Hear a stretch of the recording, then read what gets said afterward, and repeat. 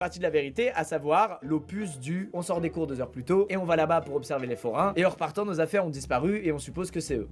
C'est terrible de s'enfoncer dans le mensonge comme ça. C'est assume mec, t'as fait de la merde, assume. Et là ma mère se chauffe, elle dit à mon beau-père, eh ben on va aller récupérer tes affaires. On prend la voiture et on prend la route en direction de là où il y a les forains. Moi dans la voiture je me dis, je suis mort. Déjà parce qu'en arrivant, le mec est sorti du camp, il sera là et il va me dire, frérot, je suis pas débile, t'as tiré au ballon sur notre campement et t'as pété une vitre, donc celle-là tu vas te la prendre. Et en plus, parce que ma mère va apprendre que tout ça, c'est ma faute. Et alors on arrive là-bas et mon beau-père descend de la voiture, il va au milieu de l'endroit et il dit, hey, vous avez pas vu les cartables et les trottinettes?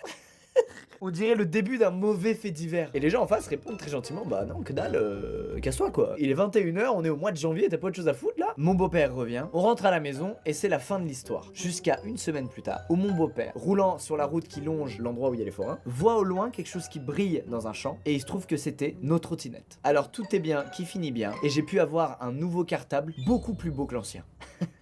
C'est une fin injuste, vu ce que je méritais. Alors j'aimerais présenter